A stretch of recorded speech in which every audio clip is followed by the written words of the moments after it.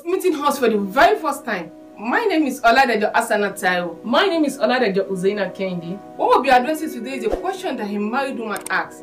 Can I sue my husband for having a side chick? Obviously, yes. Is there any aspect of life that the Lord did not cover? Section 31 of the Matrimonial Causes Act provides that a party to marriage can claim damages for compensation of adultery if the act has never been condoned. And such acts must not have been perpetrated for the past 3 years before such claim is made. We say you cannot sue your husband for having a side chick? My dear, you can definitely do. Just make sure these 2 requirements are met. Firstly, make sure you've never condoned accept the act from him.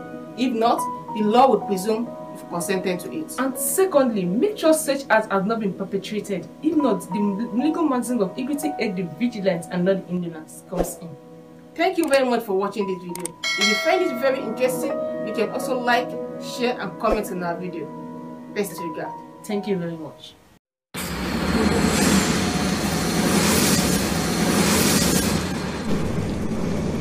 Legal Twins Brand.